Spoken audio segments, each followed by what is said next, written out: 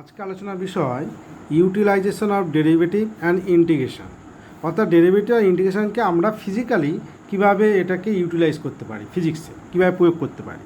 দেখো, মনে করি একটা বস্তু, তার ভিটি লেখচিত্র আমি একটা অঙ্কন করলাম, এই পথে সে এগিয়ে যাচ্ছে কোণাটি। এখন এই কোণার উপরে পি একটা পয়েন্ট নিলাম, সেই পয়েন্ট থেকে আমি একটা স্পর্শক টানলাম, সেই স্পর্শক এই টি অক্ষকে θ1 করে ছেদ করেছে। তাহলে এই স্পর্শকের নতি কী হবে? tan θ1। এই tan θ1 নতি কী নির্দেশ করে না, পি পয়েন্টের ভেলোসিটি যদি বলি v1 আর পি পয়েন্টে যদি টাইমকে বলি t1, তাহলে হচ্ছে v1/t1। v1/t1 আমরা কি জানি? ত্বরণ। দিস ইজ এ পি বিন্দুতে ত্বরণ পেয়ে যাব। আবার আমি একটা যদি কিউ একটা পয়েন্ট নিই, কিউ পয়েন্ট থেকে যদি আবার একটা স্পর্শক টানি, সে টি অক্ষকে আবার একটা কোণে ছেদ করবে, মনে করি থিটা কোণে ছেদ করেছে। তাহলে এই স্পর্শকের নতি কী হবে? tan θ2। tan θ2 আবার কিউ পয়েন্টে যদি ভেলোসিটি v2 হয় আর কিউ পয়েন্টে যদি সেই মুহূর্তে টাইম যদি t2 হয়, তাহলে আমরা লিখতে পারি v2/t2। অতএব আমরা এটা লিখতে পারি এ কিউ, অর্থাৎ কিউ বিন্দুতে ত্বরণ। তা আমরা দেখতে পাচ্ছি ভিটি লেখচিত্রের যে কোনো বিন্দুতে স্পর্শকের নতি কী নির্দেশ করে? ত্বরণ। এক্ষেত্রে ত্বরণটি কী হচ্ছে? ক্রমশ প্রত্যেকটা বিন্দুতে ত্বরণ কিন্তু ভিন্ন হচ্ছে। এখন একটা বিষয় দেখার আছে, আমাদের চিত্রানুযায়ী θ2 > θ1, চিত্রানুযায়ী θ2 > θ1, তাহলে tan θ2 tan θ1। তার মানে কি দেখতে পাচ্ছি? এ কিউ এ পি। অতএব কিউ বিন্দু ত্বরণ বেশি আর পি বিন্দু ত্বরণ কম। তার মানে কোণাটি ক্রমশ ক্রমবর্ধমান ত্বরণ নিয়ে গতিশীল। ওকে, এবং একটা যদি খুব ক্লিয়ার হয়ে গেল, ভি এবং টি লেখচিত্রের যে কোনো বিন্দুতে স্পর্শকের নতি আমার কি দেখাচ্ছে? ত্বরণ ইন্ডিকেট করছে। 1 নম্বর। 2 নম্বর, আমি আর একটা লেখচিত্র আমি টানছি, মনে করো এই একটা ভি আর টি, একটা কণা এই পথে গতিশীল, তার মানে সময় এগিয়ে যাচ্ছে কিন্তু ভি কনস্ট্যান্ট রয়ে গেছে। এইরকম ক্ষেত্রে আমি যদি এই যে রেখা বরাবর গতিশীল, এর উপরে একটা পি একটা পয়েন্ট নিলাম, আর পি পয়েন্টে যদি স্পর্শক টানি, তাহলে এটা এই বরাবরই হবে স্পর্শকটা। তাহলে টি অক্ষকে সে ছেদ করবে? ছেদ করবে না। অর্থাৎ থিটা কি? 0 ডিগ্রি। এক্ষেত্রে থিটা হচ্ছে 0 ডিগ্রি। তাহলে ট্যান কি হচ্ছে? ট্যান 0 ডিগ্রি কত দেয়? 0। অর্থাৎ থিটা 0, অর্থাৎ এই স্পর্শক টি অক্ষকে ছেদ করছে না, তা থিটা 0 ডিগ্রি। অর্থাৎ এই স্পর্শকের নতি, তাহলে স্পর্শকের নতি, আর নতি ইংরেজি হচ্ছে স্লোপ। স্পর্শকের নতি ট্যান 0 ডিগ্রি মানে 0 দিল। অতএব স্পর্শকের নতি কী দেয়? ত্বরণ। অর্থাৎ ত্বরণটা 0। অর্থাৎ এই ধরনের যদি কোনো একটা ভিটি লেখচিত্রে ভি যদি কনস্ট্যান্ট হয়, তার ত্বরণটা কী হবে? 0। ওকে, অর্থাৎ তার নতিটা কি? ওই স্পর্শকের নতি 0 হবে। 3 নম্বর পয়েন্ট, আমি আর একটা ভিটি লেখচিত্র আঁকলাম, ভি এবং টি লেখচিত্র আঁকলাম, যেটা এই বরাবর যাচ্ছে। এই পথ যদি যায়, তার উপর যদি আমি একটা পি পয়েন্ট নিই, পি পয়েন্টে কী করবে? থিটা কোণ করে ছেদ করবে, পি পয়েন্টের স্পর্শক। এবার যদি কিউ একটা পয়েন্ট নিই, তারও স্পর্শক থিটা কোণে ছেদ করবে, আর স্পর্শকটা সে একই হবে। সুতরাং পি পয়েন্ট এবং কিউ পয়েন্টের বোধ কি স্পর্শক টি অক্ষকে থিটা কোণে ছেদ করেছে। ও সুতরাং এই রেখার নতি কত? সেটা হচ্ছে ট্যান থিটা। সেটা হচ্ছে কি? Tan theta. অর্থাৎ ট্যান থিটার নতি কী নির্দেশ করে? ত্বরণ। তাই এর অর্থাৎ যদি নির্দেশ করে, তাহলে এপি = এ কিউ। তাহলে একটা জিনিস বোঝা গেল, এই যে যদি ভি এবং টি লেখচিত্র যদি এইভাবে যায়, ঠিক আছে, এইভাবে মানে straight line passing through the origin, তাহলে প্রতিটি বিন্দুতে এটা কী হয়ে যাবে?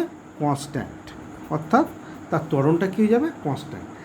ওকে, আমি হচ্ছে 4 নম্বর প্রবলেমে আমি দেখি যে আমি একটা এসটি লেখচিত্র অঙ্কন করলাম। এই এসটি লেখচিত্রে যদি একটা কণা এইভাবে এগিয়ে যায়, তার উপরে আমি একটা পি একটা পয়েন্ট নিলাম। পি পয়েন্টের স্পর্শক কী করবে? θ1 কোণে ছেদ করবে। তাহলে এখানে আমি পি পয়েন্টের অতিক্রান্ত পদ S1, আর পি পয়েন্ট সেই সময় হচ্ছে t1। তাহলে ট্যান θ1 কী নির্দেশ করছে? লম্ব বাই ভূমি। লম্বটা কত? S1, আর ভূমি হচ্ছে t1। তাহলে S1/t1 কী দিচ্ছে আমার? এই S1/t1 অতিক্রান্ত পদ বাই সময় কী দেয়? পি বিন্দুতে বেগ। আবার যদি আমি কিউ বিন্দুতে দেখি, কিউ বিন্দুতে স্পর্শক টানি, সেটা হবে θ2। কিউ বিন্দুতে অতিক্রান্ত পথ ধরো S2 আর সেই সময় টাইমটা আমি ধরলাম T2। তাহলে এইটা হচ্ছে লম্ব, এটা টোটাল এটা S2 লম্ব আর ভূমি কত T2। তাহলে tan θ2 অর্থাৎ এই স্পর্শকের নতি tan θ2 সেটা হচ্ছে S2/T2, সেটা আমি কী পাবো VQ।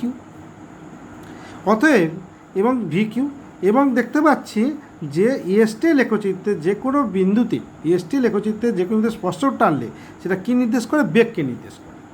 EST লেখচিত্রের যে কোনো বিন্দুতে যদি স্পর্শক টানি সেই স্পর্শকের নতি বেগ নির্দেশ করে। VT লেখচিত্রে কোনো বিন্দুতে স্পর্শক টানলে সেই স্পর্শকের নতি ত্বরণ নির্দেশ করে। ওকে, এবার আমাদের ইন্টিগ্রেশন।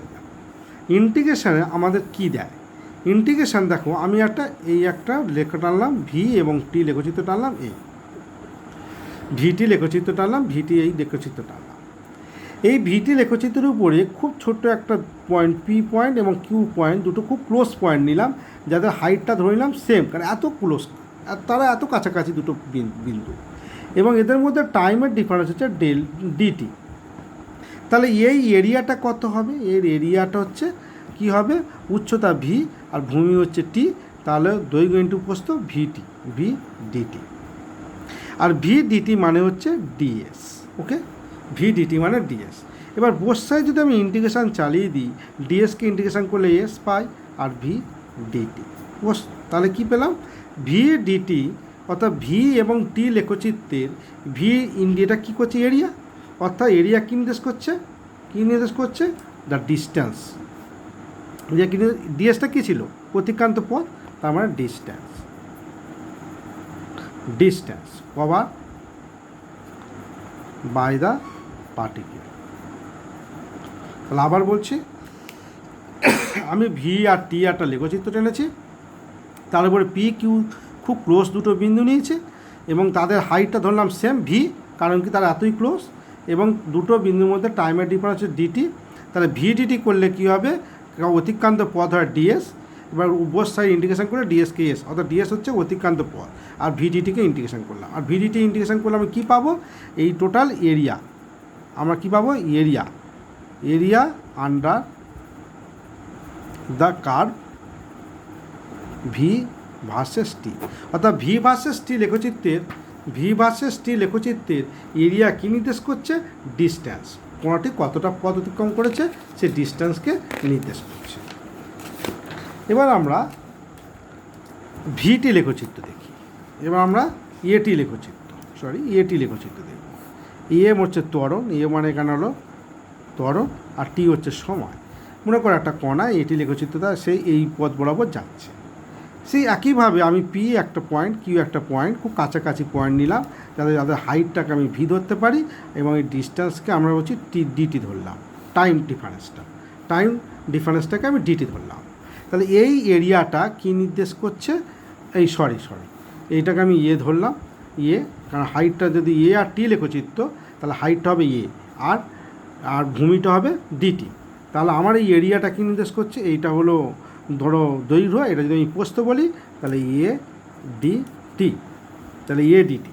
আর ডিটি মানে কি, আমাদের ডেফিনেশন কি, = ডিভি বাই ডিটি। তাহলে ডিভি = ডিটি, তার মানে ডিটি মানে হচ্ছে ডিভি। এবার আমি বসায় যদি ইন্টিগ্রেশন করি তাহলে ডিটি ইন্টিগ্রেশন ভি। তা আমরা বুঝতে পারছো যে এটি লেখচিত্রের area under the curve, a আর টি লেখচিত্রের area under the curve velocity নির্দেশ করে। অর্থাৎ ভেলোসিটি = হচ্ছে area under the curve a versus t. অর্থাৎ এবং টি লেখচিত্রের এরিয়া কি নির্দেশ করছে, ভেলোসিটি নির্দেশ করছে। ওকে, একটা এক্সাম্পল নিলে বিষয়টা ক্লিয়ার হয়ে যাবে কিভাবে নির্দেশ করে। মনে করো একটা কণা, তার বেগ সময় লেখচিত্র হলো v/2t², এত মিটার পার সেকেন্ড। সে সময়ের সঙ্গে এই বেগ নিয়ে চলছে, টি যখন 0 তখন বেগ 0, t1 তখন বেগ 2 মিটার পার সেকেন্ড, টি যখন 2 তখন বেগ হচ্ছে 4 মিটার পার সেকেন্ড। এইভাবে সে ভেলোসিটি নিয়ে চলছে। t = 0 সেকেন্ড থেকে টি ইকাল টু 2 সেকেন্ডে কণার দ্বারা অতিক্রান্ত পথ কত হবে। এই ধরনের সমস্যা কি করতে হবে, আমি কি বলেছিলাম, অতিক্রান্ত পথ মানে s equal to v into dt, area under the curve. যেহেতু এখানে কোনো কার্ভ নেই, তা আমার ইন্টিগ্রেশনের মাধ্যমে সলভ করতে হবে। এবারে আমার টি বলেছে কত, লোয়ার লিমিট 0, কত সেকেন্ড, 2 সেকেন্ড পর্যন্ত না 2 সেকেন্ড পর্যন্ত, অর্থাৎ 2 আপার লিমিট 2, তার মানে 0 to 2 ভির জায়গায় আমি কী বসাবো, 2t স্কোয়ার dt। ওকে, এবার আমরা হচ্ছে ইন্টিগ্রেশন করতে হবে, integration 2t square dt, integration 2t square ডিটিকে ইন্টিগ্রেশন 2 বেরিয়ে গেল, টি স্কোয়ার ডিটি করলে কী হয়, t to the power q by 3, পাওয়ারের এক যোগ হয়, যা পাওয়ার হয় তাকে আবার সেইটা দিয়ে ভাগ করতে হয়। তার মানে এটা কি, এটাকে ইন্টিগ্রেশন করলে পাচ্ছি 2/3 টি টু দি পাওয়ার কিউ। ব্যাস, তাহলে ইন্টিগ্রেশন হয়ে গেল। আমার কি বাকি রয়েছে, লিমিটের কাজ করতে বাকি। তার লোয়ার লিমিট কত 0, আপার লিমিট হচ্ছে 2, তাহলে 2/3 আমি টির জায়গায় কী বসাবো, আপার লিমিট, তো টির জায়গায় লাগা আপার limit 2 two the power 3 minus টির জায়গায় কী বসাবো, লোয়ার লিমিট, তাহলে 0 টু দি পাওয়ার 3। তার মানে কত হলো, এটা হচ্ছে 8 হলো, আর 8 দুগুণে 16, 16/3, এটা 0 হচ্ছে, তাহলে ইয়েস এত মিটার, অর্থাৎ কণাটি টোটাল এত মিটার পথ যাবে। ওকে, এক্সারসাইজ 2 আমি আর একটা ভিটি লেখচিত্র দিচ্ছি, ভিটি, এই একটা পথ যাচ্ছে এইভাবে আর এইভাবে। ওকে, এইটা হচ্ছে 5 সেকেন্ড, এটা হলো 10 সেকেন্ড, এটা এখানে বেগ হচ্ছে 2 মিটার পার সেকেন্ড। তার মানে এখানে 0 থেকে শুরু করেছে, করে যখন সেই এ বিন্দুতে গেছে তখন তার বেগ হয়েছে 2 মিটার পার সেকেন্ড, আবার এ বিন্দু থেকে যখন বি বিন্দুতে এসেছে তখন তার বেগ 0, তখন সময় হচ্ছে 10 সেকেন্ড, 10 সেকেন্ডে তার বেগ আবার 0 হয়ে গেছে। এরকম ভিটি লেখচিত্র দিয়ে দিয়েছি। আমার প্রশ্ন হলো টি ইকাল টু 10 সেকেন্ডে কণাটি কত পথ যাবে, বা কত পথ অতিক্রম করবে। তা কত পথ অতিক্রম করবে, এই ধরনের অ্যান্সারে ভি আর টি লেখচিত্রের এরিয়া কী নির্দেশ করে, এরিয়া নির্দেশ করে, ভিটি লেখচিত্রের এরিয়াটা কী নির্দেশ করে, অতিক্রান্ত পথ। তাহলে অতিক্রান্ত পথ হচ্ছে এরিয়া আন্ডার দিস কার্ভ। তাহলে এরিয়া আন্ডার দিস কার্ভ কি, ও এ বি এর ক্ষেত্রফল। এই ক্ষেত্রফলকে আমি দুটো ভাগে ভাগ করছি, এটা একটা ত্রিভুজ, এটা একটা ত্রিভুজ। ওকে, তাহলে এই ত্রিভুজের ক্ষেত্রফল মানে কি, হাফ ইন্টু ভূমি কত, এখান থেকে এইটুকুনি ভূমি কত 5 সেকেন্ড 5, আর উচ্চতা কত, এইটা উচ্চতা কত বলছে 2 প্লাস, এইটা গেল এই ত্রিভুজের ক্ষেত্রফল। আর এই ত্রিভুজের ক্ষেত্রফল কত হবে, সেও হাফ ইন্টু ভূমি, এখান থেকে এইটুকুনি ভূমি কত, এটা হচ্ছে 10, এখান থেকে এইটুকুনি কত, এখান থেকে এটা হচ্ছে 5, আবার এখান থেকে এটা 5 প্লাস 5 থেকে 10, তাহলে এখান থেকে এইটুকুনি হচ্ছে 5। আবার ক্লিয়ার করি, এখান থেকে এই পর্যন্ত 5, আবার এখান থেকে এই পর্যন্ত 5 হলে তো আমাদের 10 হবে, এখান থেকে এটা 5, তাহলে এখান থেকে এটা 5 হলে তো আমার 10 হয়, তার মানে এখান থেকে এই পর্যন্ত হচ্ছে 5, অর্থাৎ ভূমিটা হচ্ছে 5, আর উচ্চতা কত 2, তার মানে 2 কেটে গেল 5, আর এই 5 মিলে 10 হলো, এস ইকাল টু এত মিটার। ওকে, এস ইকাল টু 10 মিটার, অর্থাৎ ভিটি লেখচিত্র যদি দেওয়া হয় তাহলে এরিয়াটা বার করলে কী হবে, অতিক্রান্ত পথ। ওকে, আজকে এই